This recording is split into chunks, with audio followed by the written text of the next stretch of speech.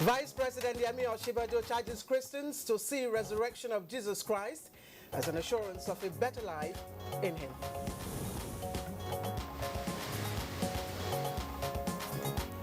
Federal government thumbs up whistleblower policy, pledges to strengthen it for more results.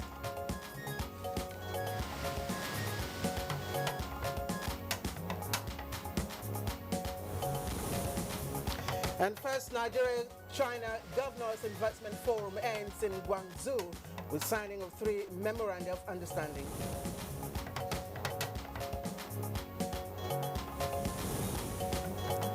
In the spirit of Easter, Good Morning Nigeria examines significant messages of Easter and the need for national rebirth, as well as current efforts to secure the release of the remaining Chibok girls.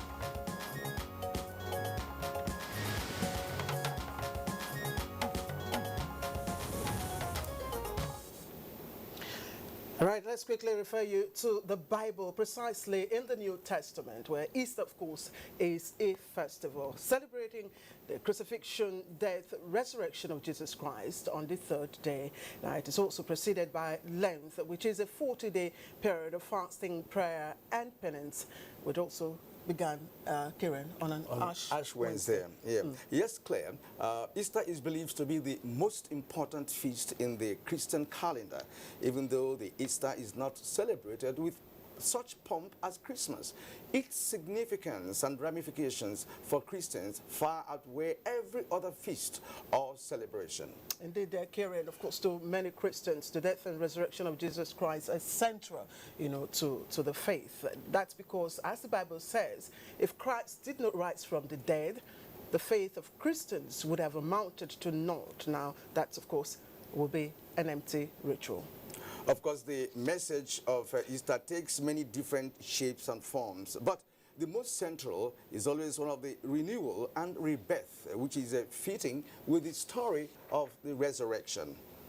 All right, now, this theme, you will agree with me, Kieran, of course, is very apt, for us, as, of course, we grapple to reestablish the ethical and moral foundations of the Nigerian state, and that's, of course, to check the cankerworm of unbridled corruption, ineptitude, and moral decadence that's ravaging our country. And of course, this deplorable state of affairs has been injurious not only to the viability and sustainability of our national institutions, but to the very essence of what holds us as a people and our collective worth of Nigerians. Exactly, Kieran. So what lessons can Nigerians draw from the message of Easter as a nation searches for enduring solution to the myriad of challenges confronting it? Well, and as the nation tries to reinvent its ethical and moral values, one segment of the population that is most critical is the youth, who constitute about 70% of the country's population. Of course, if not more, Kieran. Now, it is a sad commentary that Nigeria is today a nation populated by a majority of youth with decayed moral values, ethical bankruptcy, and misplaced priorities embedded in sycophancy, greed, and indolence, and corruption. And that is exactly why the call for ethical rebirth among Nigerian youth is now most strident. But who will reform the Nigerian youth, and how can Nigeria generate high ethical standards as basis for strong institution and development? All right, now a major concomitant effect of intolerance, lack of unity, and moral decadence could be the current high level of violence and insecurity in the land, manifesting in incessant herdsmen-farmers clashes, armed robbery, kidnapping, and of course, we all know, the Boko Haram insurgency. And that Boko Haram insurgency has been Nigeria's most terrifying war after the Civil War. Thousands have been killed, over 2 million displaced, critical infrastructure destroyed, and of course over 200 innocent schoolgirls abducted. But just to add, Kieran, quickly, of course, that it is heartwarming to note that the Buhari administration has, of course, broached the head of the insurgents, liberating many communities and rescued 21 of the abducted Chibok girls. But what are the ongoing efforts to rescue the remaining Chibok girls? A big question. Yes, Clay. Actually, these are the issues that will engage our attention on Good Morning Nigeria today, coming to you from the network service of the Nigerian Television Authority, NTA, of course, the largest television network in Africa. I am Kyrian Umayo. And of course, let's not forget to wish you happy Easter celebrations. I am Claire Adelabu Abdulrazak. I join my Claire. And by the way, Kyrian, let me welcome you back to Good Morning Nigeria. Thank you indeed. Thank you. Of course. In the course of the program, we shall also be bringing to you our companion segments, including newspaper review, business, sports, foreign, arts and entertainment. And right now, we're joining our newsroom where Anne Jibono is standing by. Hello, Anne. Happy Easter to you. Hello, Claire and Kyrian. Good morning and welcome to the news. Christians are celebrating Easter, marking the resurrection of Jesus Christ. It marks the end of the 40 days of prayer, fasting and alms known as Lent. At St. Peter's Square in Rome, Pope Francis celebrated a solemn mass to mark the day. Cari fratelli e sorelle, buona Pasqua.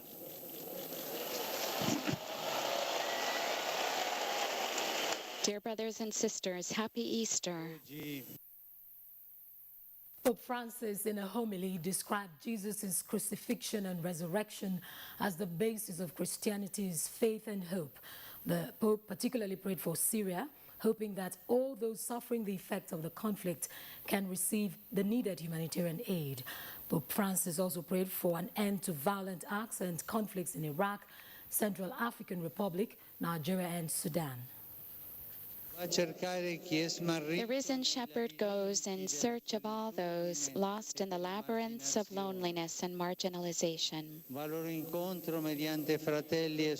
He comes to meet them through our brothers and sisters, who treat them with respect and kindness, and help them to hear his voice, an unforgettable voice, a voice calling them back to friendship with God. And back in Nigeria, Vice President Yemi Osinbajo has charged Christians to see the resurrection of Jesus Christ as an assurance of a better life in him and urged them to exemplify the attributes of the Messiah in their daily lives. He said this in his Easter message tagged Revelations of the Resurrection of Jesus Christ. The gospel is about Jesus replacing you. That is what resurrection is about. That Jesus Christ has replaced you, and he is the one. He is the one who God sees. Whenever you see righteousness, whenever you talk about righteousness, whenever you talk about it, look at when the scripture says, no weapon formed against you shall prosper.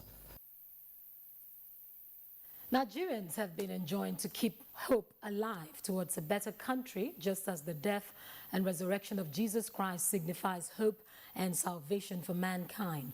This was the thrust of Easter messages in some churches visited by our correspondent, Timothy Yusuf. If you are not giving your life to Jesus Christ, this is the day.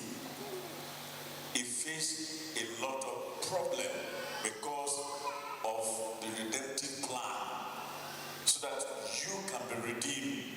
If Jesus Christ could resurrect in spite of all his enemies, it means that Nigeria can rise again and become a nation to be reckoned with among the community of nations in the world. The federal government has hailed its whistleblower policy, which has led to the recovery of looted funds in many currencies that may otherwise not have been discovered, describing it as an effective tool of fighting corruption in the country. In a statement, the Minister of Information and Culture, Lai Mohammed, said the policy has also shown the depth of support among Nigerians for the fight against corruption. Lai Mohammed thanked Nigerians for the enthusiasm and commitment shown in helping the government tackle the hydra-headed monster of corruption through the useful leads they have been providing to appropriate government agencies. The Nigerian governors and partners rose from the first Nigeria-China Governors Investment Forum with satisfaction, calling it a start of more good things to come from the collaboration, while some called for follow-up mechanisms to be put in place to ensure continuity of the partnership. Julieta Aino reports that the 3 MOUs were signed on the spot with promises of more to happen in the next months ahead. Talking about investment in energy and several other areas that are yet to be exploited. I have witnessed several MOU being signed by some of the ministers and governors, and I'm so glad about it. From what I found out, some of these MOUs, they will sign it and there'll be no follow-up. We that we live in China here, we understand the Chinese people very well. They don't see money, they don't see anything on track or whatever, they forget it. But the government needs to assign some department with some people living in China here so they can be able to follow up and see what can be done, at least to make sure they achieve it. A section of the indoor sports hall of the UJSWNS Sports Stadium in Calabar, Cross River State, has collapsed. Umar Basi Edet reports that the collapse of the 5,000 capacity hall followed a heavy downpour, but no life was lost. We heard this sound and the collapse of the structure. After 3 days of torrential rains, it was discovered to be substandard. The decking was done with 8 and 10 mm rods or wires, which is not proper. So we need to actually come and subject the whole structure to another integrity test by the proper engineers. Well, that's the news for now. Claire and Kieran will be back after this break. Bomb explosion or gunshots of an active shooter. That might be a terror attack. At such times, always remember 3 action words. Run, hide, report. Don't try to run towards the terror scene to save the situation, because there might be a second bomb blast or another attack. Run far away and take cover. Make sure you are safe first. Yes, it is in our nature to sympathize over the hurt, but remember, only trained personnel can help in such situations. When in a secured environment, promptly call relevant authorities and help will come. For anonymous reporting, call 09630-3250-5 or 0813-2222-106. If you see something, say something. Nigeria unite against terrorism. This message is brought to you by the Federal Ministry of Information and Culture.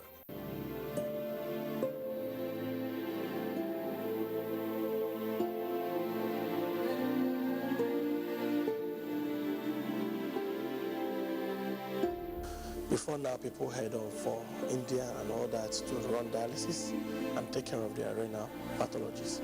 But since the onset of Uchedike Diagnosis Center, we've been able to take care of all those problems. You can see we have more than 12 machines for the dialysis. So you don't need to wait for another person to finish before you will dialyze. It has made life quite easy for a lot of people. This is a rescue mission project, providing quality health care to Imolites.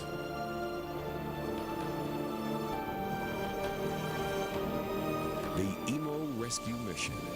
Imo must be better.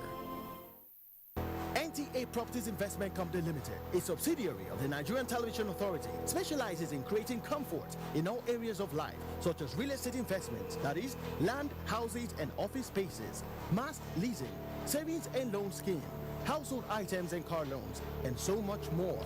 Other information and entertainment services include Property in Style, a TV program that airs on the network service of the NTA, and also Property Connect, a nationwide magazine. Our priority is to bridge poverty gaps and sustain quality welfare of our clients. Partner with us and watch us help you grow. Pay us a visit today at the NTA headquarters permanent site, Area 11 Garki, Abuja, or our Lagos office at number 15 Awolowo Road, Ikoyi, Lagos. For more information, visit our website on www.ntaproperties.com.ng, or you can email us on NTA Peak 2000 at yahoo.com. Call us on 080-2316-3474 or 080-6939-5185 or 070-3189-0555. NTA Properties Investment Company Limited. The much needed help at your doorstep. All right, welcome back. You're watching Good Morning Nigeria, and it's broadcast here on the network service of the Nigerian Television Authority. Now, Kieran, that collapsed section of the indoor sports hall at the EJ Swene, stadium, quite unfortunate, but fortunate that no life was lost. But indeed, the current, the engineering regulatory body has a lot of job, to do in this direction, because it has become one incident too many. Indeed. But let's get on with our program, and it's time to talk business now. With its continued intervention in the forex market, the Central Bank of Nigeria says it is hopeful for attaining the target of forex exchange convergence at the interbank and parallel markets. We have details of this and more with Kolo Mohammed, plus a review of last week's major business activities. Hello everyone, thanks for joining us on Business News. Today we shall do a quick review of the major business activities from last week. The week opened on a bright and encouraging note for operators of small and medium enterprises as the Central Bank of Nigeria announced the opening of a special forex window for SME operators to the tune of $20,000 per quarter. In the same vein, the Apex Bank has continued its intervention in the forex market. At the start of its current intervention, the Central Bank of Nigeria made it clear that its target is to attain forex exchange convergence at both the interbank and the parallel market. At the close of last week, the Central Bank of Nigeria announced its intent to upward review amount of weekly forex sales to bureau de change operators and other forex market players. And as the Easter holiday officially ends today, trading is expected to resume on the floor of the Nigerian Stock Exchange. The last closing figures from Thursday, the 13th of April, is still trending. And for this week's prospects, we take you to the foreign scene. With the theme, Building a More Resilient and Inclusive Global Economy, the International Monetary Fund and World Bank prepare to host delegates from around the globe in Washington, D.C. at the end of this week for this year's IMF World Bank meeting. That's Business News. My name is Kolo Mohammed. Good morning. Thank you very much indeed, Kolo. Newspaper review is next on Good Morning Nigeria.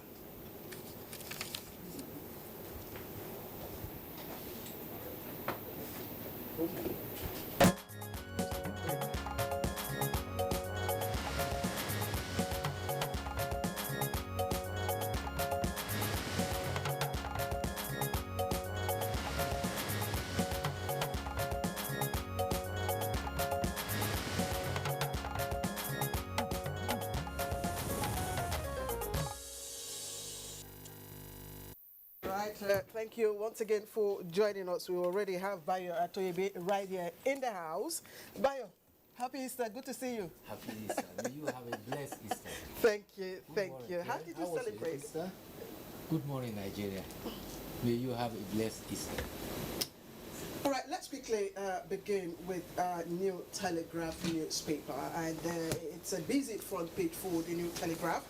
It had stolen funds buried in forests and cemeteries. That's coming from the federal government. And it has two riders there.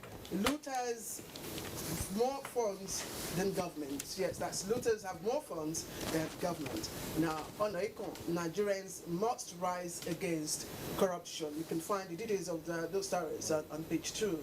And of course, just a bit above the picture story, if we can just come down about the picture story there. INEC, how political parties fake candidates' death.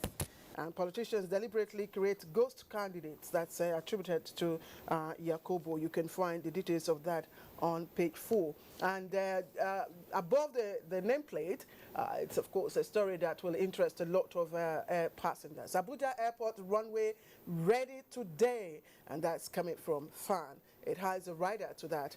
NCAA, of course, project 99% completed. Airport opens on Wednesday. Good news. Yes, of course. Now, turning to this day, just above the name tag, federal government, World Bank officials to meet in Washington to conclude power recovery plan. The Rider NEC report shows this could accomplish just 12% of metering rule out in 2016. And now the headlines on this day. Oshibajo Reconciliation Committee yet to formally contact Senate. And now below that, the federal government says looters burying stolen funds in forests and cemeteries. That's something that is not welcome at all. I mean, what can you make of this? Well, cemeteries are meant for burying human beings, but not for funds. But in this era of pilfering, nothing is put past those who want to pilfer. In fact, that information was given by the Minister of Information. He said funds are buried in the backyards, in forests, and in fact in cemeteries. Well, it is Easter, and many clergymen have been congratulating the faithfuls for completing the Lenten season and for fasting for penance. They stress the need for Nigerians to imbibe the true spirit of nation building. Among these were the president of the Christian Association of Nigeria, Reverend Sunday Ayokule, who says he assured Nigerians that the power of resurrection would not only end the menace of corruption, but also bring about a positive change in the economy. Vice President Professor Yomi Oshibajo also stressed that the Easter is a message of love for all. He emphasized there is no tribe, there is no religion, and regardless of faith, this is how we should relate with one another, relating in love. There were also clergymen who also made promising statements. The prelate of the Methodist Church, Samuel Kanu, which he says, the church and God has not abandoned the people, and they will surely be all right in all the rights, the wrongs will be righted, and the poverty inflicted on the people by greedy leaders will be redressed. Similarly, Pastor Williams Kumuyi also called on you've got to look continued prayers. Called on continued prayers, yes. And he actually said that the economic recession and security challenges that we face now will soon be a thing of the past. But what I found most interesting is the statement from the chairman Christian Association of Nigeria in Borno. He said, this is our first peaceful Easter in nearly a decade. Bishop Mohammed Naga, chairman of the CAN in Borno, said the military and the government deserves a lot of praise for decimating Boko Haram, so much so that Christians can now celebrate Easter without curfews, without barricades. He says, since 2009, sometimes we celebrate Easter indoors, no vehicle movement, and no visitation to friends.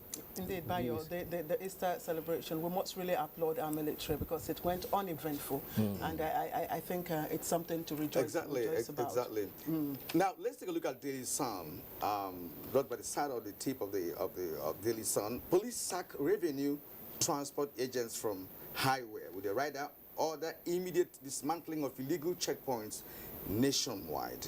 We also have as the headline, looters now bury cash, as we had in the other newspaper. But federal government says no plan to abolish whistleblower policy.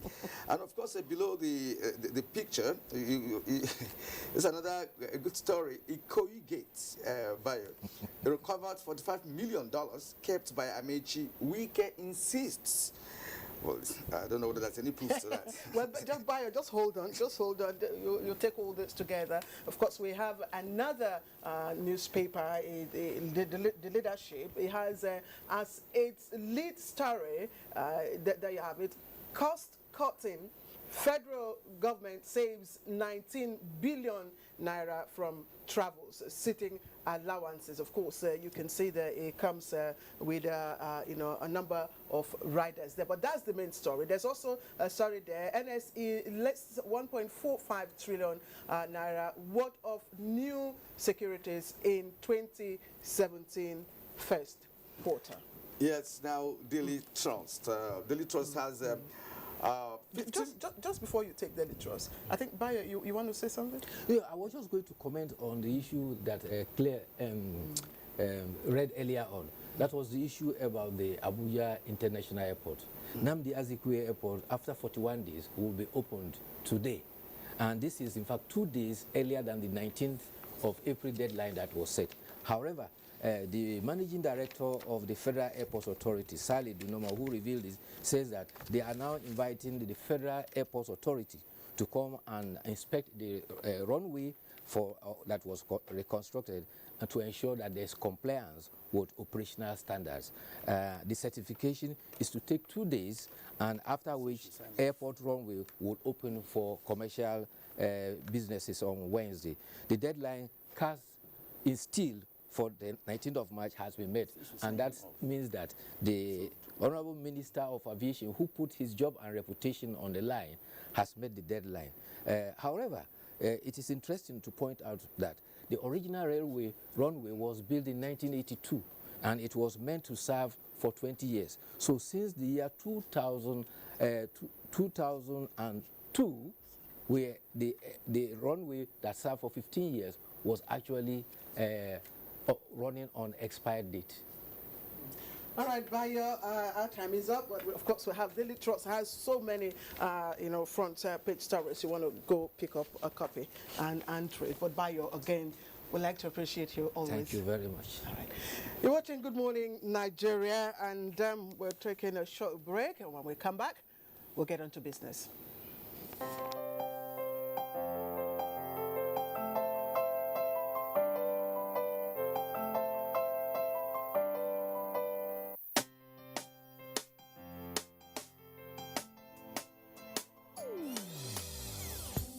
Hear the call of change.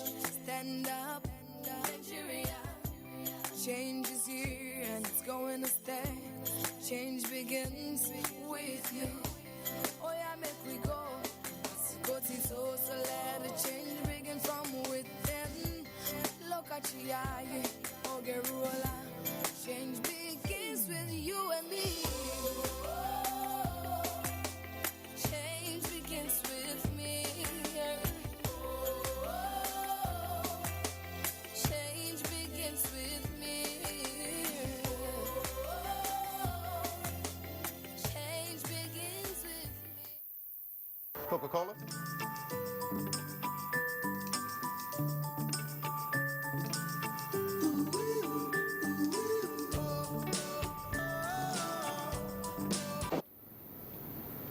Oh, it's happy hour. So, you want a free Coca-Cola, but you have to drink it here.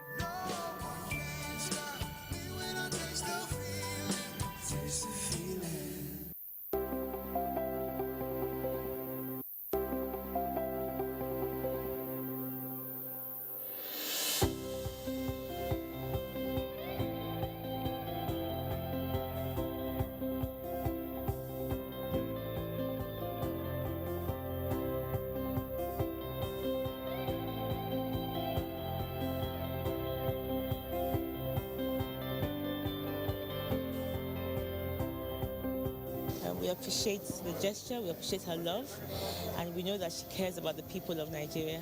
She wants to touch people's life, especially the less privileged, or even people who are sick in the hospital. We remember that they have a wife of the president who is very concerned about human life and humanity in general.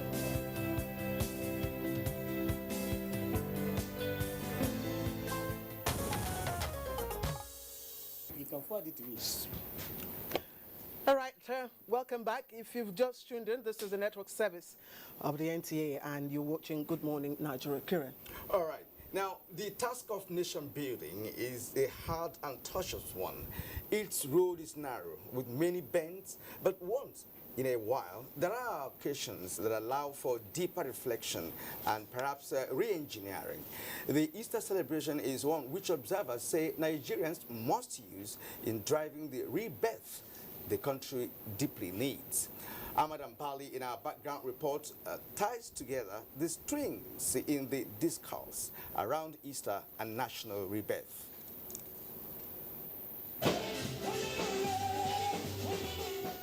In the Christian faith, Easter embodies a celebration of the resurrection of Jesus Christ 3 days after his death on the cross. Christians believe through his sufferings, death, and resurrection, Jesus paid the price for remission of sin, thus purchasing for all who believe in him eternal life. The commemoration in Nigeria is accompanied by celebration and special services, with religious leaders emphasizing the need for Nigerians to use the period for reflection. For the discerning mind, the period of Easter calls for rebirth, not only at the individual level, but also at the national level. In the case of Nigeria, the most populous black nation, brimming with potentials, observers say Easter must be used as a time to re-engineer for change.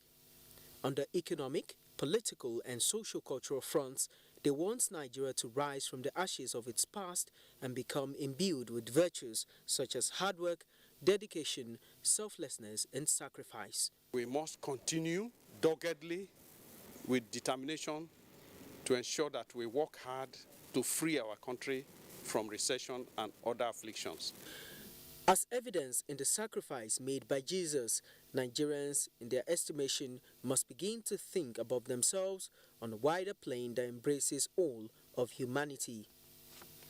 Religious and ethnic intolerance, which over time have been the bane of the country, need to be eschewed so that the lessons of the Easter celebrations may stay and abide by all. All right, that was Ahmed Ambali giving us a background to our discussion. Ahmed, thank you. We're now being joined by John Cardinal Onoikon, who is the Catholic Archbishop of Abuja. My Lordship, you're welcome to the program. Thank you very much. Good morning and happy Easter to our viewers. And we'll also have with us here in the studio Alhaji Ibrahim Jega, the Executive Secretary of the National Mosque here in Abuja. Alhaji, salam alaikum. Wa alaikum salam. Good morning, Nigerian, and happy Easter to our Christian friends. All right. At this point, I'd like to begin with John Onayeko, Cardinal Onayeko. What is the significance of the message of Easter to a nation like Nigeria at this point in time? The point that what strikes me right away is the special nature of this country. I think it's about, Nigeria may be the only country where you will find a program of this nature on Easter Monday, in which the two guests will be a cardinal and an executive secretary of the National Mosque. You don't have that in many places. It is, which means that in Nigeria, we do believe that whatever is good in any religion should be shared by everybody. And therefore, Easter is not only a feast for us Christians, it is also an opportunity even for our Muslim brothers and sisters to join us in the good things we are celebrating. That is why the kind of question you have raised has relevance, and namely, what does Easter portend for our nation right now, for a country like Nigeria? And I have 2 points really. First, Easter goes back to the fact that God raised Jesus to life after death. The same God can raise Nigeria out of its many problems. Raise up us from our recession into prosperity, from our corruption into an honest living, from brigandage and rascality in government into good governance, from criminality into good order. Now, we are all looking forward to that. Second point is that when Jesus was raised to new life, similarly, we can be raised to a new environment, because it's not enough to come out of recession. We have to fly and remain at a good level. So we're hoping that we will rise up to a new life of truth, justice, good governance, mutual respect, solidarity among us. Now, these are salient lessons that come from Easter. These come all without even considering what we actually celebrate, namely the resurrection of our Lord Jesus Christ. Exactly. I was going to ask you, Your Lordship, because crucifixion and resurrection of Jesus Christ, very key issues, without which what would be the value of Christianity? And of course, what would be the value that Christians bring to, to life, to practice? Well, as you know very well, St. Paul already said it. If Jesus had not risen, then our faith is useless and vain. But what I have said before about rising to new life didn't come with no price. It came with a price. And I think this is what Nigerians have to realize, that we cannot want a country that is prosperous, that is peaceful, if we do not make effort. And we also need some people ready to sacrifice and to allow themselves to pay for what it costs to build a great nation. We are not asking any people to die for Nigeria, even though if there is opportunity, if there is need for it, we shouldn't hesitate. Soldiers on the battlefront in the Sambisa forest are dying for Nigeria, and policemen facing armed robbers are dying for us all. But at least let us, in our ordinary daily life, be ready to do things seriously for the sake of the common good. And that entails sacrifice, which is an essential element of the passion, death of Jesus and resurrection. All right, Alhaji Jega, you listened to the Cardinal, of course, in the background, our correspondent Ahmed Mbale talked about strings in the discourse, of Easter, and he says that, look, whatever is good in one religion, in any religion, of course, should be shared. Now, from your perspective, from the Islamic faith, what are the goods that you've seen, with regards to the celebration, the Christian faith, that we should share? Well, you see, when you are talking of two religions, there are always differences. Definitely. From the Islamic point of view, Islam does not believe in the death or resurrection of Jesus. This is a difference which we have to respect. And we also respect the belief of our Christian counterparts that they believe Jesus died and he rose again. We have to... But in the life of Jesus, in the ministry of Jesus, there are, values. I'm coming to that. Okay. I'm coming to that. I have to refer to what Cardinal Onaikan wrote in a book called Seeking Common Grounds. Seeking common grounds means that let us look towards what put us together. We as Muslims, we have, of course, high regard and love for Jesus, alayhi salam, like we have for all other messengers of Allah that were sent with revelations for guidance. You cannot be a Muslim if you don't believe in Jesus. So that respect is there. So the essence here, the cardinal point here, and the reference point here is Jesus and his teachings. Exactly. What are the teachings of Jesus, alayhi salam? Jesus taught love. He taught compassion for human beings. He was against oppression. He was against segregation. He was totally committed to love for one another, committed to love for the neighbors, and concern for the welfare of the downtrodden. Now, these are the issues that we have as common ground for us as Muslims and Christians. And like I read in the Cardinal's book, Seeking Common Grounds, which I always look at. What were you looking for? What was the prompt for reading this book? Well, because we are friends.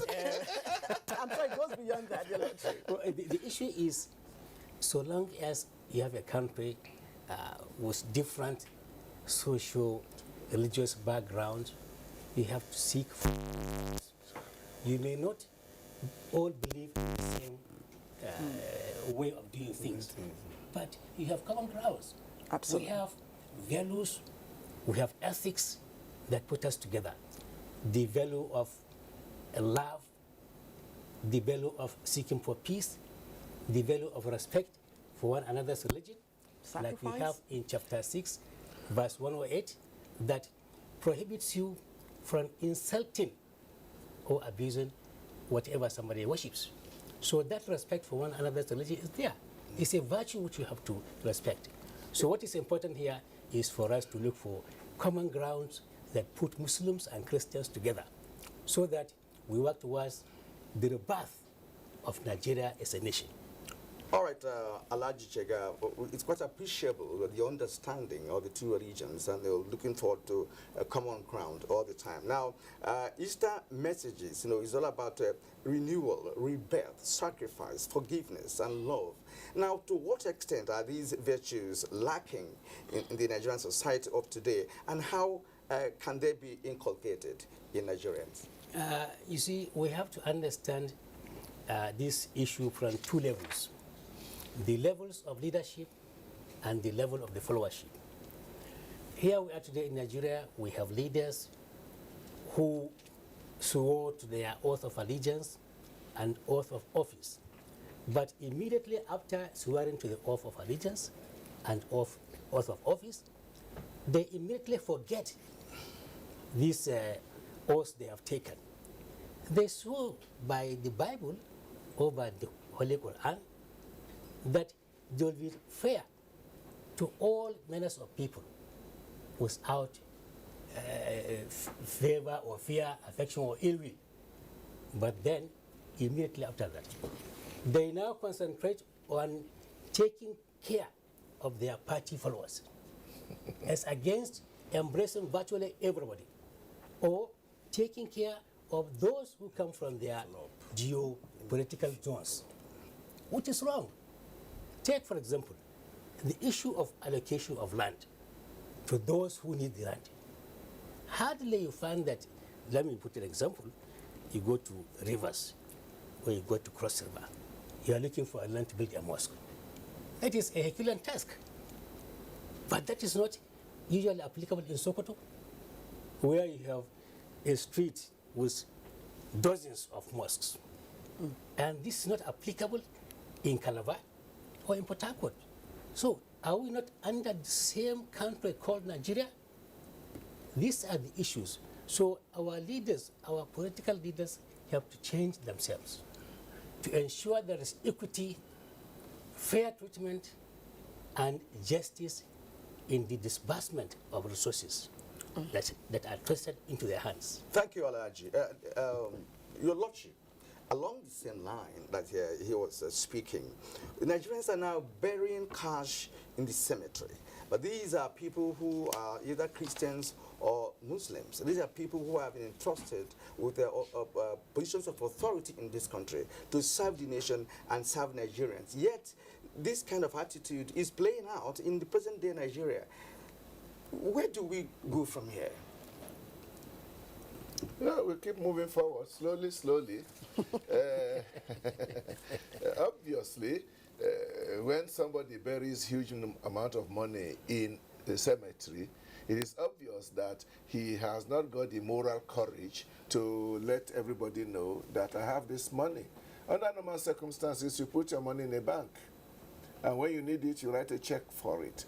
But when we are in a situation where monies are being buried in the cemeteries or in toilets, it already reflects the fact that there's something wrong, which means that there's an indication that the money is ill-gotten. So what we have to face now is, can we rearrange our national business in such a way that people cannot just keep helping themselves to huge chunks of our common resources? Because that is the question I have been asking myself. But if you dig deeply, you find that the people behind this kind of thing are ordinary, normal Nigerians like you and I. Some of them are even good gentlemen, good churchmen, and good mosque people. So there is something in the system which makes it such that nice people are doing horrible things. Have we identified that devil inside our system? And if we take that seriously, namely, instead of pursuing individuals, but looking at our system, what system we are running, we can sort of make sure that it becomes difficult for anybody to just take our common money like he likes, and that those who take it will immediately be exposed, not wait till a whistleblower comes to say, my uncle has kept, I helped my uncle to dig ground in the last year, and because the whistleblower is looking for the money that he will get from it. I'm not talking now about the pros and cons of this famous whistle blowing, but I'm only saying that we should look at a situation where our country is run in such a way that, like in many other countries, accountability, clarity in our public accounts is clear. We want to know how much things cost, who is taking what, how much are they taking. Unfortunately, a lot is shrouded in history. To come back to a larger about common grounds, since it's referred to my books, I always think of two kinds of common grounds. There is the positive common grounds of the values that we share, which he has clearly illustrated. But there's also the common ground of the challenges that face us. Exactly. We have problems that is neither Christian nor Muslim. Let us say we have problems that are both Christian and Muslim. And when we have a common problem, the wise thing is for us to tackle it together. Indeed. Typical example, poverty in the land, corruption that is hitting all of us, disease, just name it.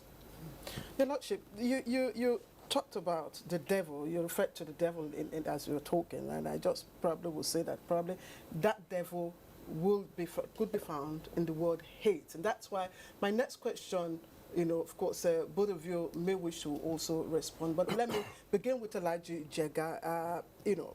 Let me begin with the Lordship. In the Bible, one of the instructions Jesus Christ gave, to his disciples, I'm not quoting in verbatim now, I'm paraphrasing. He says, love yourselves as I have loved you. That's very instructive and very cardinal to Christianity. But these days you find that politicians and even religious leaders alike, exploit the ignorance and, of course, poverty among the people to preach hate messages. Now, this is a common problem both Muslims and Christians share.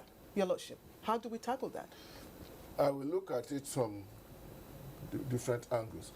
People in their interpersonal relationship will either relate well or relate badly. When they relate badly, they could end up insulting one another.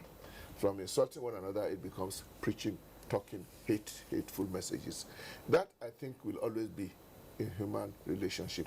The aspect of it that worries me, and that is particularly important for us in Nigeria, is when religious people use religion to preach hatred of other people, other religions. Then that becomes terribly, practically, it becomes almost like a negation of what religion is all about. What I mean by, we've been talking about hate speech in religion. Now, when people come and say that this part, when people are speaking all kinds of bad things about another religion, and practically also telling their own followers not to have anything to do with the followers of the other religion because they are all bad people. Now, you could say that this kind of discussion is among ignorant and misguided preachers. But unfortunately, there are a good number of them around. Elijah Jega, yes, please. Now, Islam also is emphatic about love. Islam is highly emphatic about love. And the central issue is that even in the absence of love, there should be justice and fairness in dealing with people. Allah says in Surah Al-Ma'idah, وَلَا يَجْرِمَنَّكَ شَرْعَانَ قَوْمٍ عَلَىٰ أَلَّا تَعْدِلُوا إِعْدِلُوا هُوَ أَقْرَبُ لِلتَّقْوَىٰ. Do not allow the hatred of a community or a people to lead you not to be unjust. Even in the event of misunderstanding between you and a group of people, that should not be the basis for you to hate them and deny them their rights. Allah says, "Idilu." administer justice and be fair to them. And that will take you to earning piety. So it's totally forbidden in Islam for somebody to use hatred as a basis for denying people their rights. So the issue of somebody being elected into an office after... Well, how do you see a religious leader, taking advantage of people who are ignorant of what the faith say, to preach hate messages? Now that's not that's against the instructions of evil Prophet Muhammad. A religious leader preaching hate speech, that is not a religious leader. He is more of a devil than a leader, because, like for example, and it is also applicable in Christianity. Rasulullah sallallahu alaihi wasallam said, "Man kana yu'minu billahi wal yawmil akhir, falyaqul khayran aw liyasmut." If you believe in God Almighty and that there will be a day of judgment, then your utterances should be tilted towards what is good. You should say something good, or you keep quiet. So you have no basis to spread hate speeches. If you do, you are not a leader. You are not a preacher. You are more of a devil. Okay. All right, we've mentioned the devil here on two occasions, both of you did. Now, one may ask a critical question. Has this devil actually taken control of all sections of Nigerians, especially those in authority? Now, this is a country where many believe that, there's no openness. We thrive most of the time in deceits and deceptions. Now, how do we bring back the truth and sincerity in governance? What are those ingredients required for us to begin to have leaders who have the fear of God, not just by taking an oath, but putting it into practice, His Eminence? It's good we mentioned the devil, and I think we should. If we don't mention the devil, we are deceiving ourselves, because the devil exists and is alive and active. But thanks be to God, I think both Islam and Christianity believes that no matter what the devil may be doing, it's never stronger than God. Therefore, those who believe firmly in God and are sincere with their faith don't have to fear the devil. The whole point, therefore, is how do we engage this devil and make sure that the evil that he is trying to push us to do, we say, no, we are not going to do that way. Everybody has to make an effort. Everybody have to make an effort to behave well. We don't naturally behave well. We tend sometimes, very often, not to do the right thing, which is why we have laws. And with laws comes also punishment or sanctions. So people to live well. One point I wanted to make is this. We have to hate speech when somebody is just coming out there and shouting is one thing. But there's another element, very, very fundamental, which I believe we need to look at very carefully. What religious instructions do we give to our children at the very beginning? In our church schools, in our madrasas and mosques. If we look at the history of Nigeria, it's like Christianity and Islam had always been in competition. And when you are in competition, it's like there is a tendency to say very nice things about your faith and rather bad things about your competitor, for the purpose of saying, stay in your face or join us, don't join them. Now, we've reached the stage now where we must be very careful about that and make sure that I can train my young people to be good Christians. Be good Christians without training them to hate Islam. And that it is possible for an imam to train young children to be good Muslims and not indoctrinating them into thinking horrible things about Christianity. Now, if we are honest, we must know that we have a lot to do in this regard. Indeed, and that's why I'm just going to refer to a picture that went viral on the social media over the weekend. It's about a sister, a reverend sister, a Catholic sister, in a warm, very warm embrace with a Muslim sister, you know. The Reverend sister has, you know, her veil, Yes. and the Muslim sister has also her hijab, and a lot of people were commenting, and people were saying this is the kind of attitude we need for a national rebirth. So, and this is a national rebirth that everybody's calling for. So, where and how do religious leaders precisely key into a national rebirth?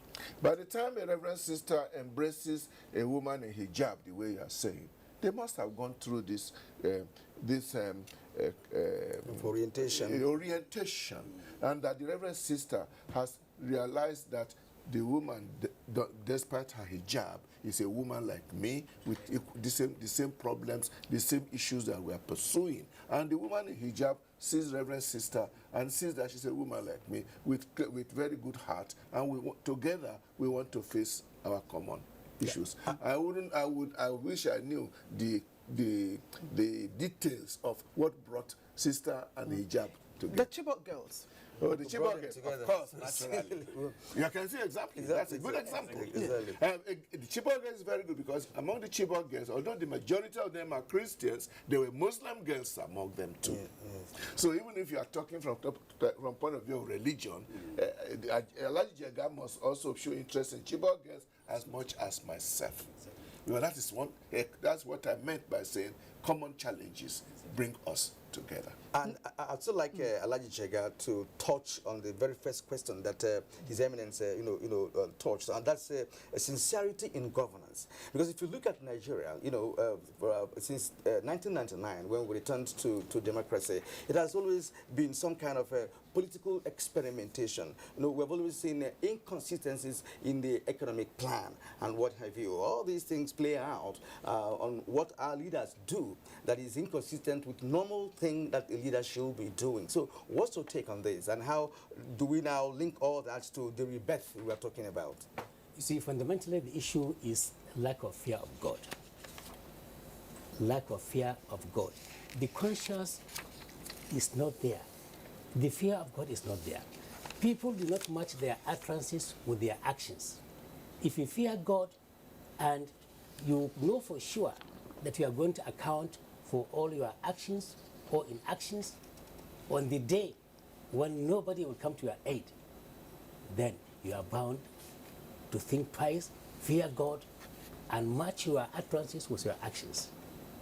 And it is a terrible sin, I believe, in both religions, as far as Islam is concerned, also Christianity is concerned.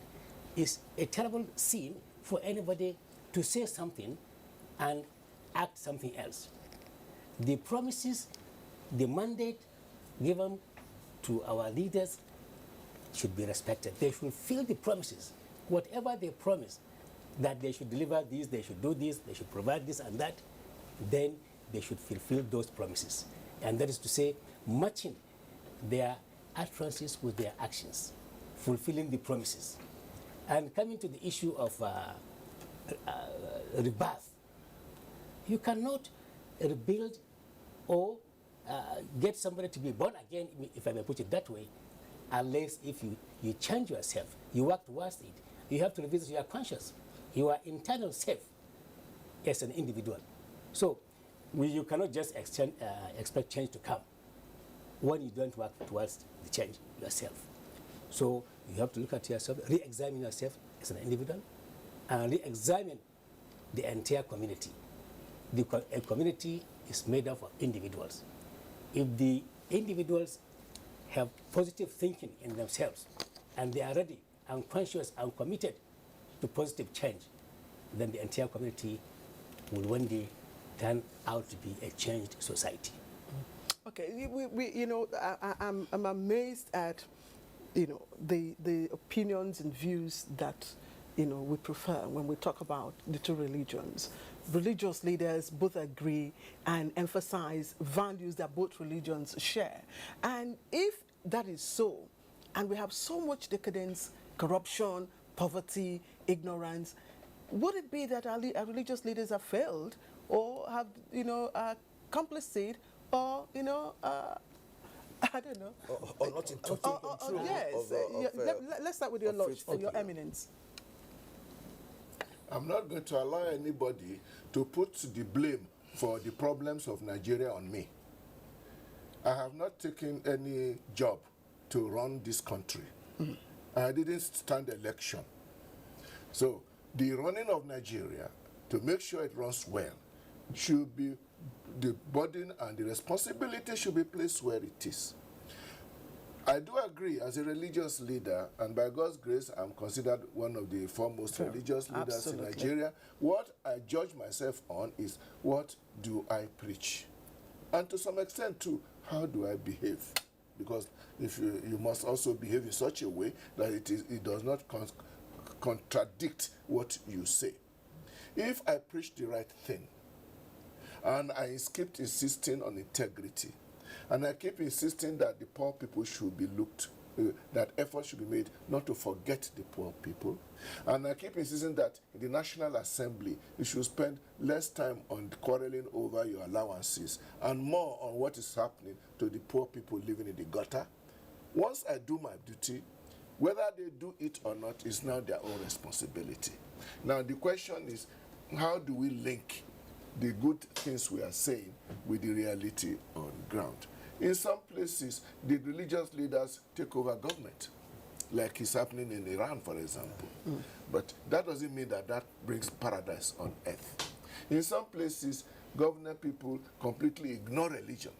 But that, again, doesn't bring out doesn't lead us to paradise.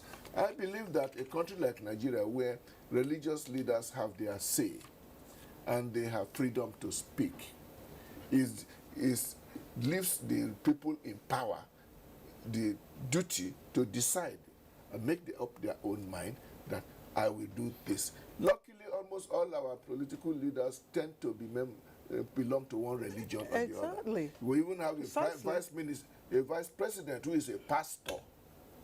It cannot be more than that. Therefore, the whole question of the distance between what we believe and what we do, that is the problem, like Alhaji Jega has said.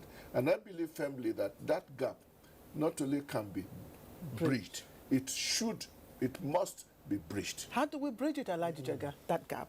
I think I'm highly optimistic that with time we'll get there. And how to bridge it actually is to add more effort in preaching exactly what we should do. In preaching the correct preaching, counseling. We start with the home, the school, because the generations that are here today are gone. You can't expect somebody who is 70 years old, like me, something to be there in the next 20 years. Very few anyway. So we start from the home, from the school, and reorientate the younger ones, beginning from everybody's family.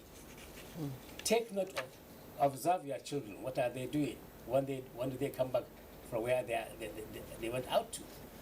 And what type of themes they watch? Do you give them the time to discuss with you and guide them, give them some extra lessons yourself to establish a rapport between you and them and ensure that you give them the right upbringing?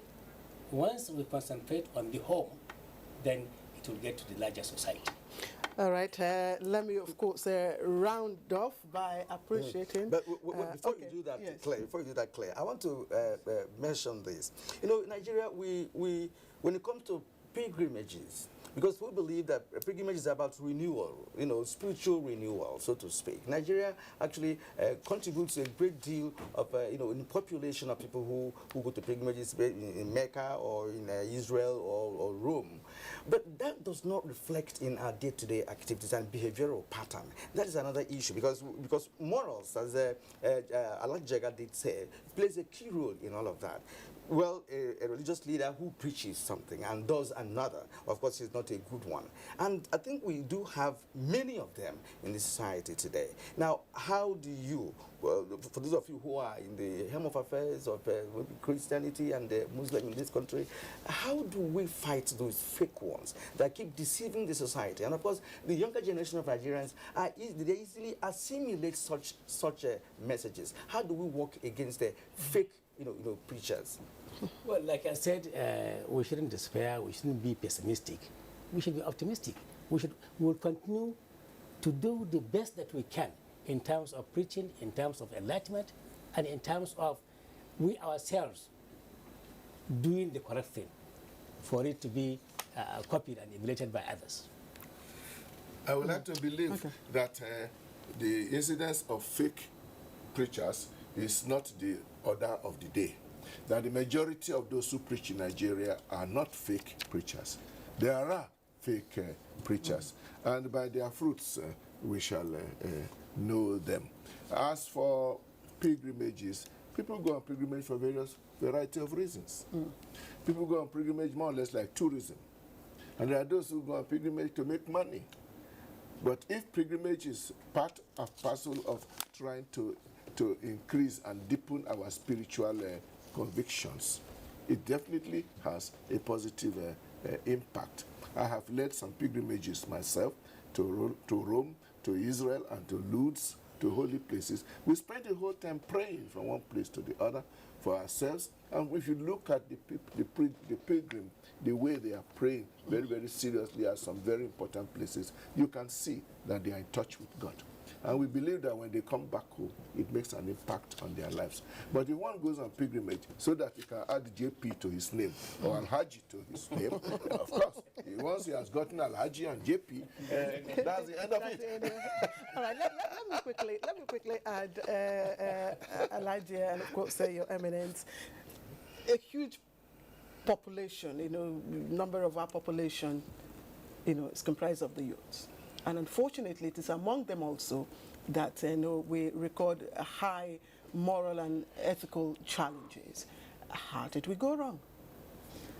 Well, like I've just said, that every family is supposed to get closer to the children and the youth. In the cycle of religion, like Cardinal knows very well, we have youth wings in all our strata of dialogue and what have you for understanding. And the youth practically engage and participate very actively in all that we do. And I believe we have made some impact towards improving the morals among the youth. Okay, now... All right. I'm glad that Alhaji is stressing the area of family. Because apart from school, we're talking about curriculum of religious education in school, which should be such that it is positive and not negative. It's also important that at the home, what Papa says and what Mama says to the child. About the lady once told me that his little child came back from school and says he has a good friend, but she's a Muslim. And she says, at first she said, "You mean you can't find a Christian friend?" But that's already put into the mind of that girl that all Muslims are bad. Now, we have to be sincere with ourselves. And by the way, just to add, I'm married to one of the most wonderful Muslim husbands. Well, you are lucky. Yes. And that's why we do not forbid our Catholic women to marry Muslims, provided the situation is seen to be okay. Now, because but at home, the children, without even talking Malaji, they are learning. And it seems much of what we call juvenile delinquency today is a fallout from adult delinquency. When the men are corrupt, the women have no time, and there's nobody in the house, the child is left on his own, and he enters into all kinds of groups. Before you know where you are, the parents have lost touch with their children. All right, Alhaji Jega, do you think that the Nigerian universities, of course, which of course are where the majority of these students converge, are they doing enough to discharge their role of rebuilding the foundations of our ethical and moral system through inculcating values and ethical standards in our children? You see, if you look at a school, whether a university, a college, or a primary school, it is just one entity out of so many other factors that influence and shape the moral standing of the youth. The society itself, the community, the peer group, they are all there. In fact, the influence of the social media is there. There are a lot of negative tendencies through the social media that is influencing the behavior and to a large extent shaping the morals of our youth these days. So it is not just the university. The university can do the best it can in terms of shaping the morale of the youth. But these other factors are there. The peer group, the social media, the community, they are all there. So it's not just a one-side affair. It's not just the university or the school. All right.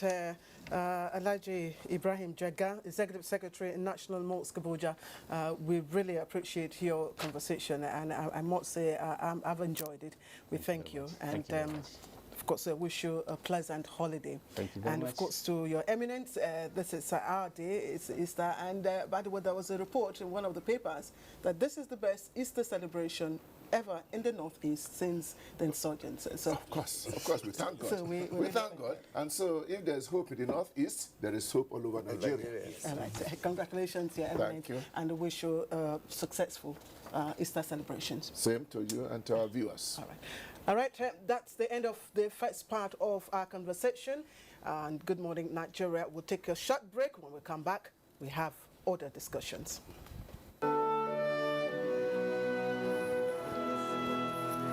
That scenario will not happen. Many farmers have been displaced by insurgency, but agricultural production is bouncing back. Nigeria is working towards food sufficiency. FAO, thank you for coming. We discussed we're going to need your help in expanding agriculture, in introducing new crops for local consumption and export. We need to make the rural people richer and happier than they are now. We must become a nation where we grow what we eat and consume what we produce.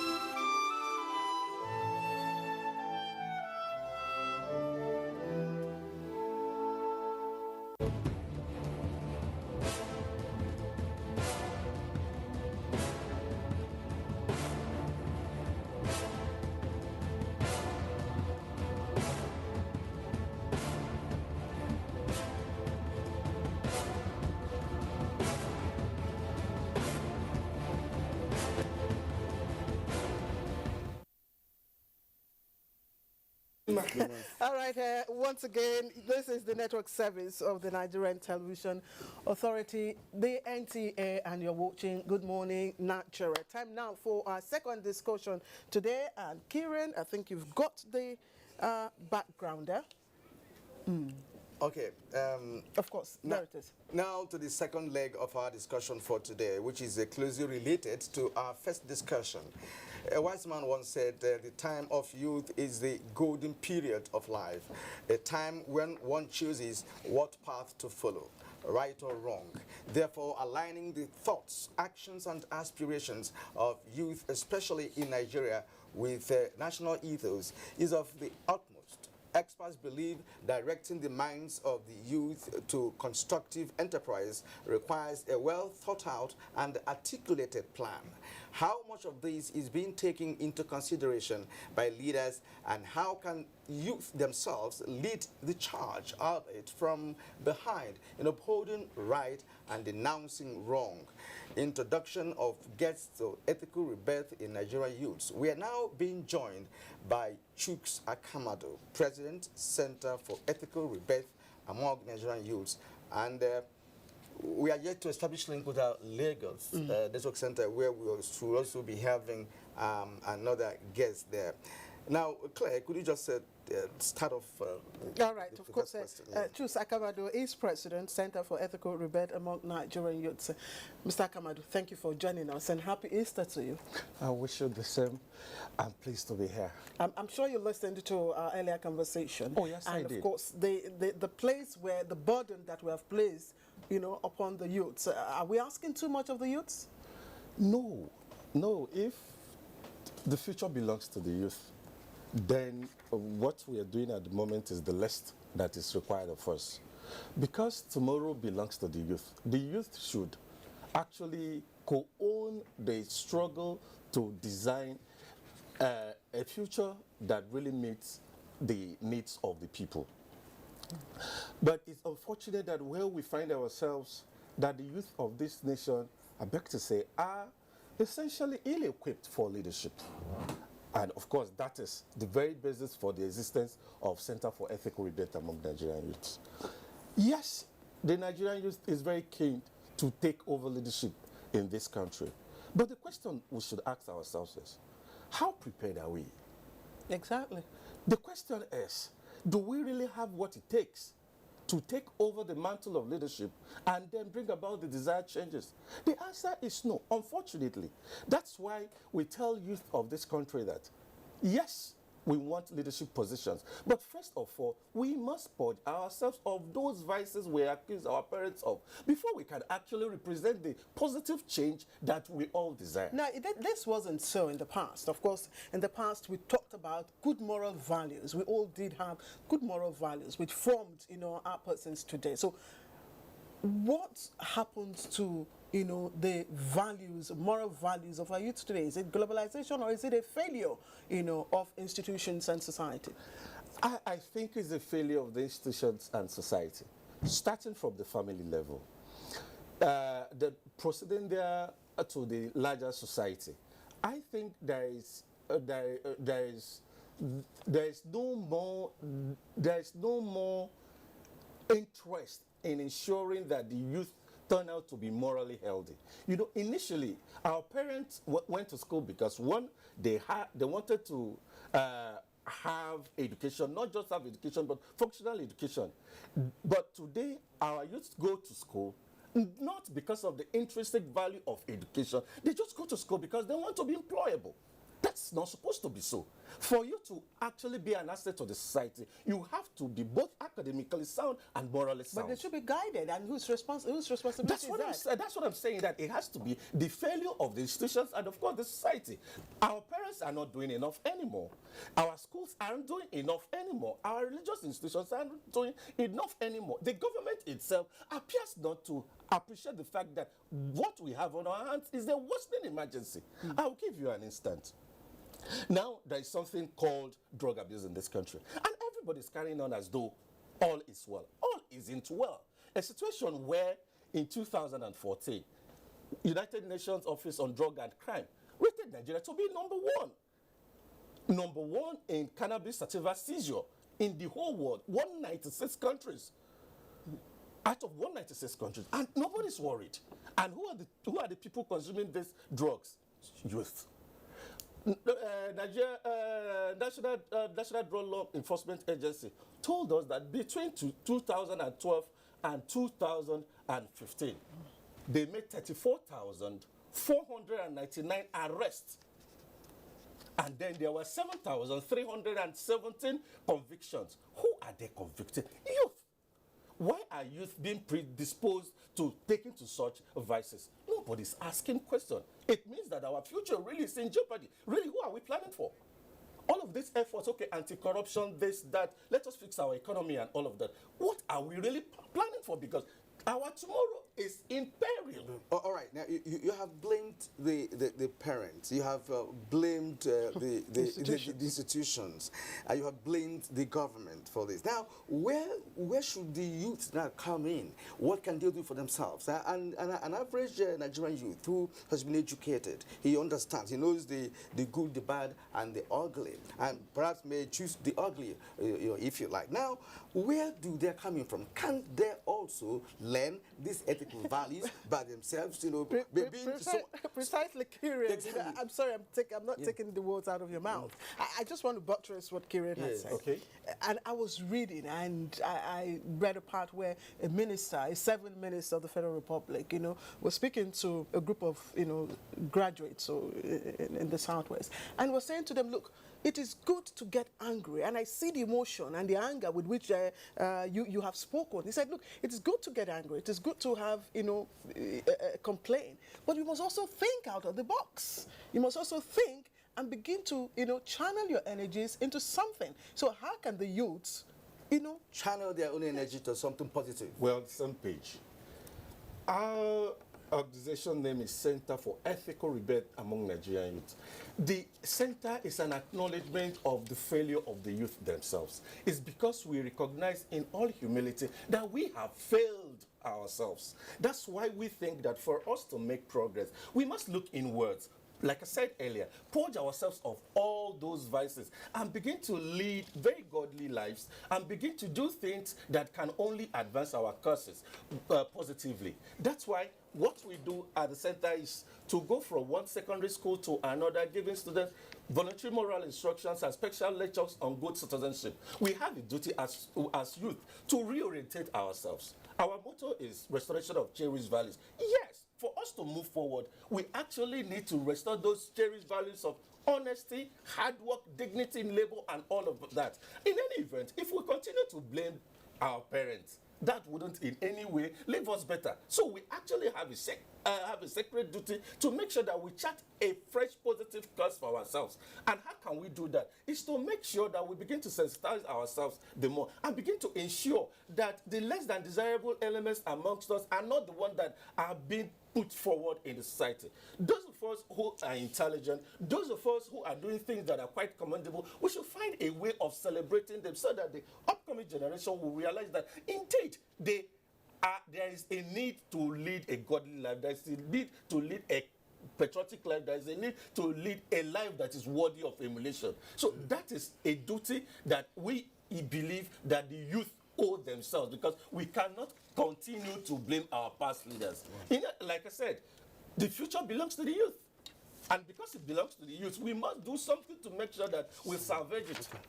But again, while the youth have this responsibility to really negotiate a brand new future for themselves, we also think that the institutions of the state have also a responsibility to complement their effort.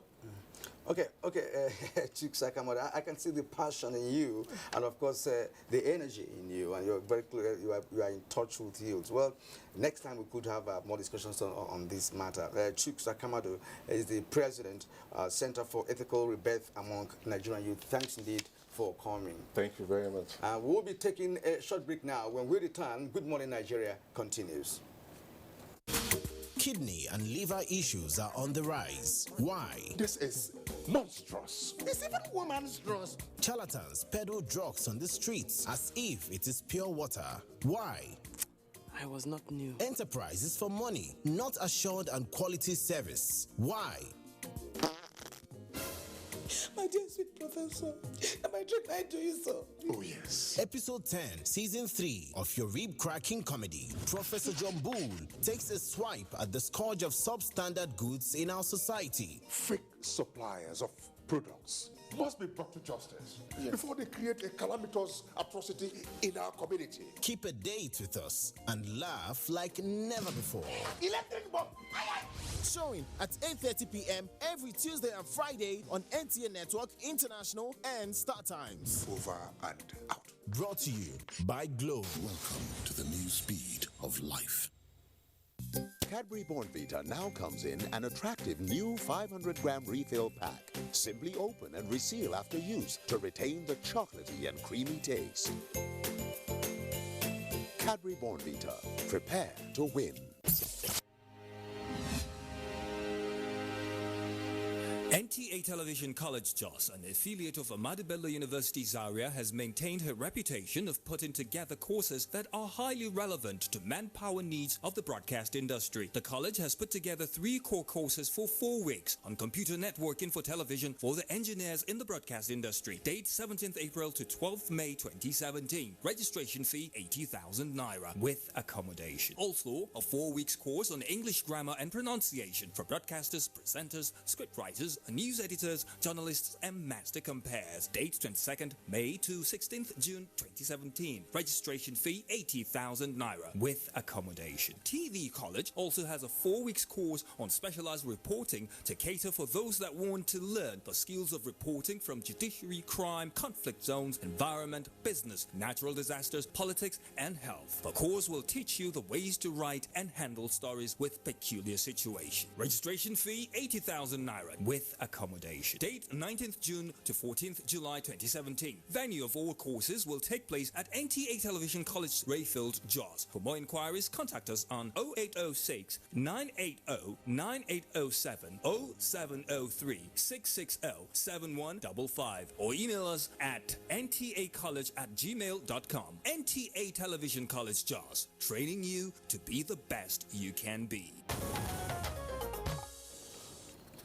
All right, this is still the network service of the Nigerian Television Authority, and you're watching Good Morning Nigeria. Don't forget, of course, we have a Twitter handle. You can also join us in our different discussions at NTA GMN. Now, it's been 3 years since over 200 students were abducted from Chibok, and 21 of them, of course, have regained their freedom. But, of course, the federal government has assured Nigerians that it is in negotiations for the release of the 195 missing Chibok school girls with appreciable progress. Now, Vice President Yemi Osinbajo also recently told newsmen that the emergence of two factions in the Boko Haram camp is the reason for the seemingly difficulty in securing the release of the remaining girls. What are the prospects of the release of the schoolgirls anytime soon? All right, we're now being joined by the theater commander of Operation Lafia Dole, Major General Lucky Irabo from our Maiduguri Network Center. Major General Lucky Irabo, thank you for joining us.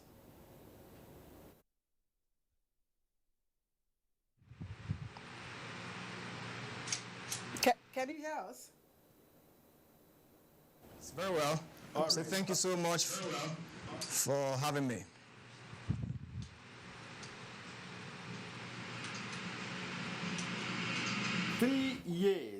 Last week that over 200 secondary school girls were abducted in Chibok, and the Buhari administration has successfully rescued 21 of them. What are the efforts to free the remaining girls?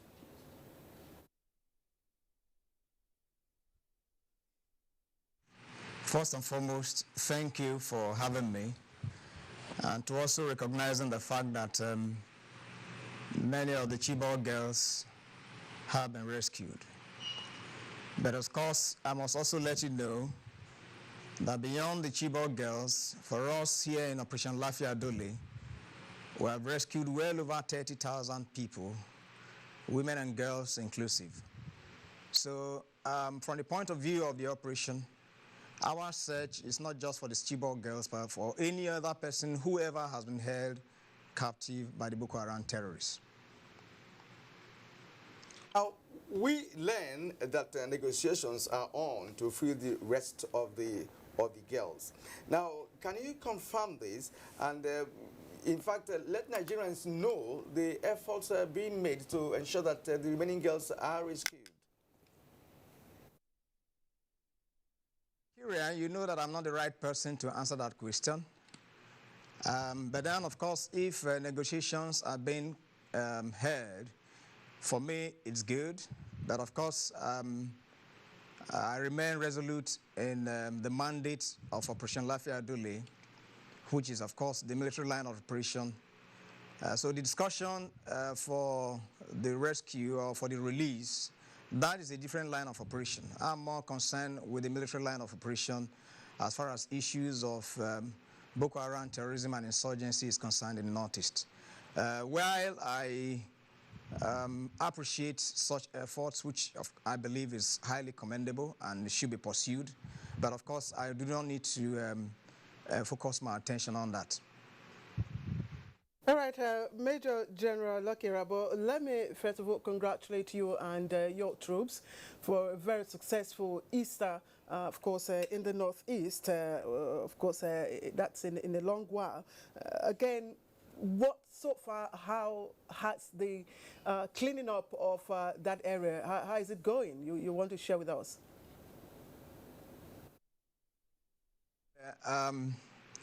I think the manifest peace during this Easter celebration is a pointer to the fact that a lot of work is being done. As I speak to you, all my troops across the theater, they are at alert in their various positions, And many of them are, of course, on the offensive in terms of moving constantly, day and night. We'll believe that with this sustained effort, sooner than later, we will heave a sigh of relief in terms of any form of attacks or any form of threats throughout the Northeast. All right, if I may take him on this, Claire, just before you come in. Now, there is a successful celebration of Easter in the Northeast, and as Claire, did they commend you and your men for doing a very good job. Now, what is the morale of your men in the theater? The troops is super high, no doubt about it, and that's the reason why they have done creditably well to ensure that we have peace throughout this celebration. Of course, you know that issues of insecurity is not the exclusive preserve of the military. And let me possibly use this opportunity to also appreciate the other agencies, other security agencies who have been very supportive, who have also played very active part in terms of ensuring that peace reign not only this period, and of course the peace that we have is sustained. All right, Major General Lokirabo, actually the commendation, it's not just from me, it's from Nigerians, and of course it's trending in the newspapers, so we do join them, of course, to give you all the accolades. But again, talk to us about the Sambisa forest. We know what the situation is. Can you give us a vivid picture of what's happening right there at the moment? Currently, we are conducting operation still in Sambisa forest, Operation Deep Punch. After the capture of Cambazero, of course, from the briefing I gave some time past in December, we did, show the exodus, as it were, of the Boko Haram terrorists who were mixed up with women and children. And we felt that we needed to trail them to wherever they are. So the operation we are currently conducting is to seek them out from those foxholes within Sambisa forest. So even though the rest of Nigerians celebrated the Easter, a good number of my troops celebrated it right in the heart of Sambisa forest. So we do not want a resurgence or a reoccupation of Cambazero and, of course, some other places within Sambisa forest that we have routed the Boko Haram terrorists from. And that's the reason for which this operation is being conducted, ensuring that every nook and cranny of the forest is searched, and whoever is still held there is released. So the operation is on course, and we hope to sustain it, especially now that we have favorable weather conditions for us to conduct such operation. So this is what we're doing, and we would like to assure every Nigerian that our mandate remains on course and our resolve remains unshakable. Your resolve unshakable. The operation has been successful so far, and the Nigerians are happy about that. Now, Major General Loki, now let's look at the state of opportunistic bombings in and around Borno State, for instance. Now, what is the counter effort being made by your men to ensure that these opportunistic bombings should stop?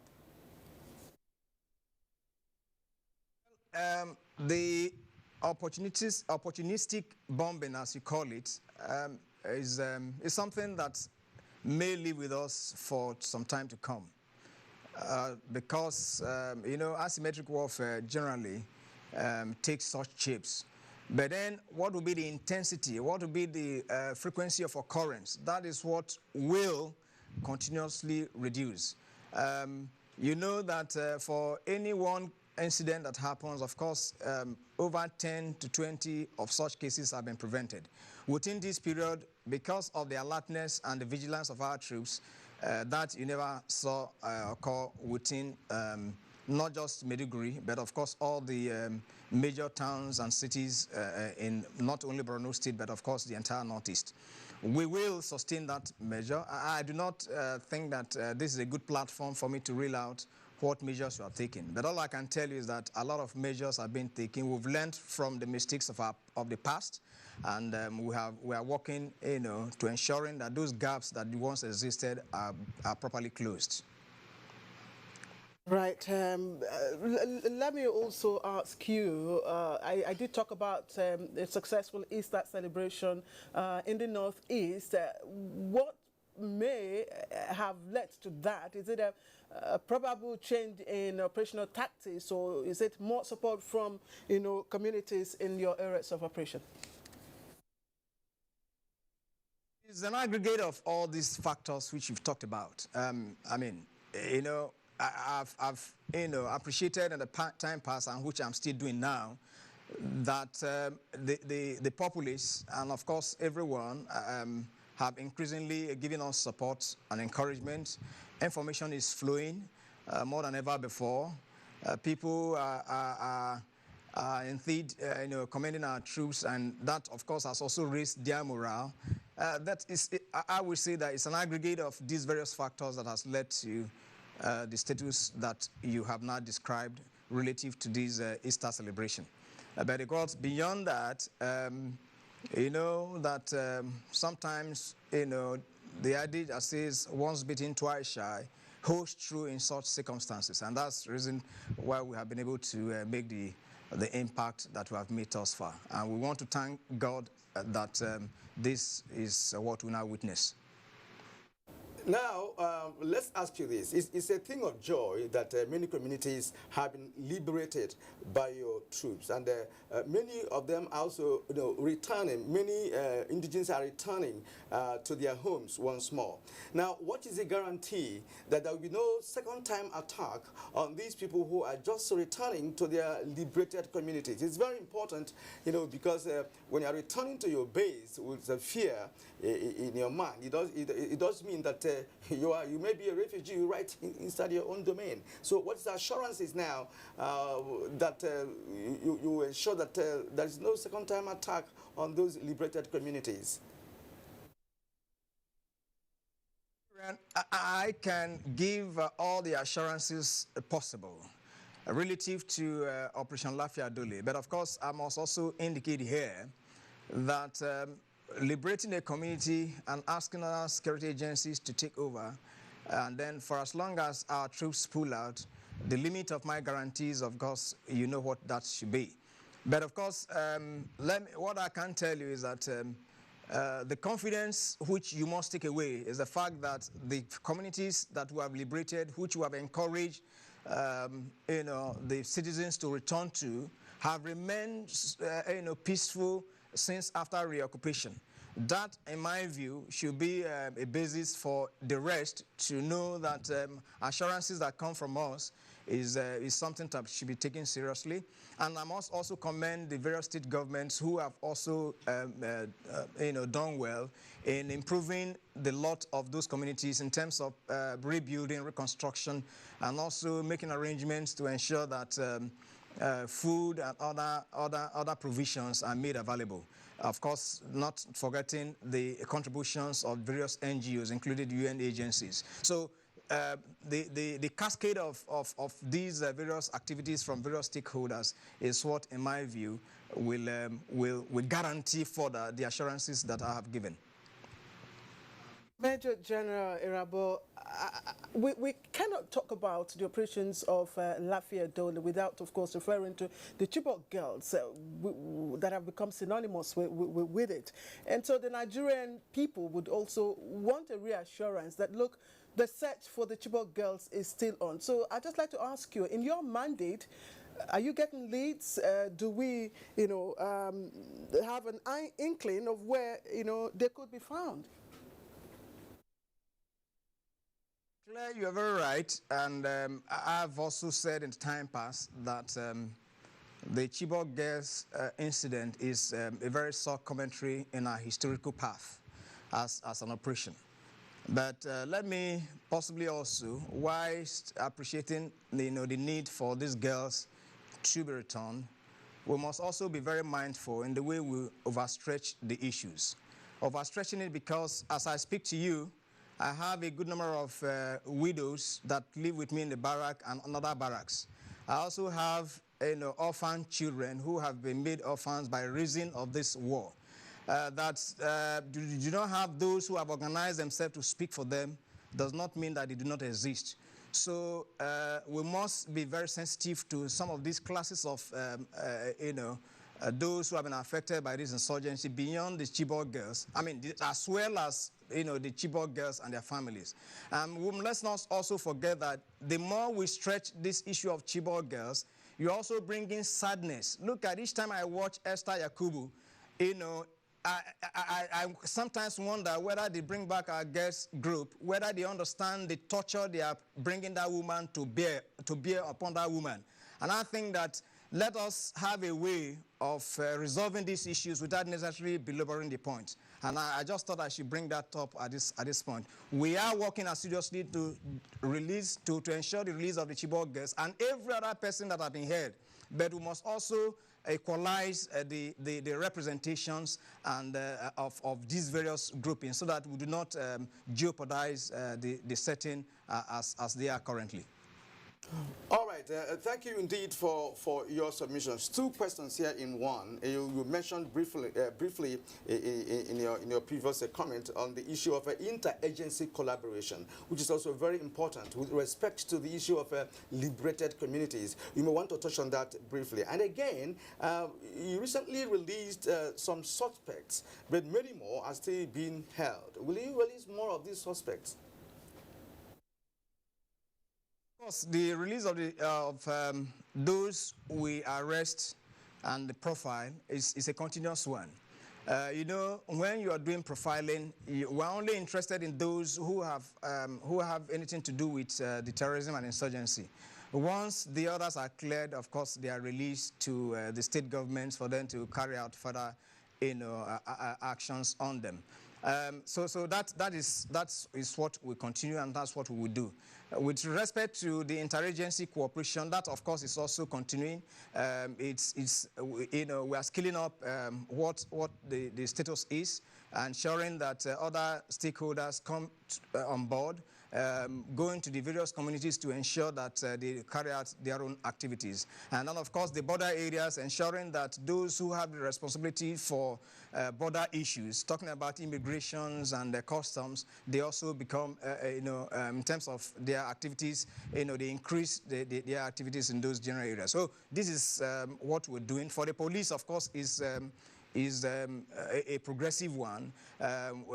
Cases have been made for them to increase in their numbers so that in various liberated communities, they not only take over fully, but of course increase their number, ensuring that the civil security in those general areas is assured. All right, at this juncture, we'd like to appreciate you for being part of our program this morning. In fact, you have given us a wide range of information with respect to Operation Lafia Dole. And so we thank you from this end, the theater commander of Operation Lafia Dole, Major General Lucky Irabo. Thank you for being part of our show this morning. All right, and from here we move on to sports, and Dan Wahab is already from our sports desk. Hello there, here sports. Premier League leaders Chelsea got another threat to their title hope as they were beaten last night away at Old Trafford by Manchester United in one of the match day 33 matches. Chelsea's lead at the top of the Premier League now stands at only 4 points, and the title race is wide open again. A resurgent Manchester United played the spoilers. United manager Jose Mourinho has suffered this season against the club where he was a 3-time champion, losing 4-0 in the league at Chelsea and also going out of the FA Cup quarter-final at Stamford Bridge. This time, Marcus Rashford paired with Jason Lingard up front, while a jaded Zlatan Ibrahimovic was rested and finished coolly after 7 minutes. Rashford is in behind David Luiz, fantastic pass, Begovic. Marcus Rashford on the break, and Handa Herrera, detailed to do a brilliant man-marking job on Eden Hazard, saw his shot deflected off Kotzuma 4 minutes after the break. It's still alive. Herrera deflected it in. 2-0 Manchester United.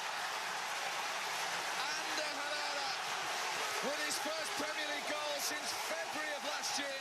Manchester United remain fifth with 60 points. Earlier on Sunday, Roberto Firmino scored a winner for the second weekend running as Liverpool beat West Brom to go third in the Premier League. The Brazil striker headed in at the end of the first half after Lucas had glanced on James Milner's free kick. Milner trying to make something of it, flicked on by Lucas. Firmino! And with virtually the last touch of the half, Liverpool strike Roberto Firmino on the mark again. Jurgen Klopp's side secure a fifth win in 7 games, sending West Brom to a third straight defeat. And Arsenal will be at Middlesbrough tonight as they try to stride out of a downward movement on the log. And that's sport this morning. Join us subsequently for more. Happy Easter holiday.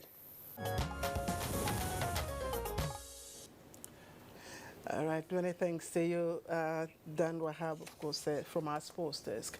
We're moving on up to the foreign scene, Kiran. All right. Now, the UK's Prime Minister, Theresa May, has said the United Kingdom is one great union of people. Also, Pope Francis has condemned Syria attacks. Garba Mohammed Natala is standing by for more details on the foreign scene. Thank you and welcome. Unity, love and togetherness were some of the attributes reflected this Easter. UK's Prime Minister Theresa May said the United Kingdom is one great union of people. In her first Easter message, she stated that opportunities would arise from Brexit and emphasized the UK's shared ambitions and values. She said the UK has a strong tradition of religious tolerance and freedom of speech. Whatever our faith, let us come together as a nation confident in our values and united in our commitment to fulfill the obligations that we have to one another. Pope Francis has condemned Syria's deadly attack on a bus convoy. Pope Francis delivered his message to thousands of pilgrims who gathered in St. Peter's Square at the Vatican. He said the bombing, which killed more than 100 people near the city of Aleppo, was the latest vile attack on fleeing refugees. Easter was also marked in Coptic churches in Egypt, where attack a week ago claimed the lives of at least 45 people. As Easter is celebrated the world over, North Korea continues with its nuclear programs, however failed to launch missile on its east coast, a day after Pyongyang warned the U.S. of its supposed military ability. Amid rising tension in the region, U.S. Vice President Mike Pence is in South Korea for talks.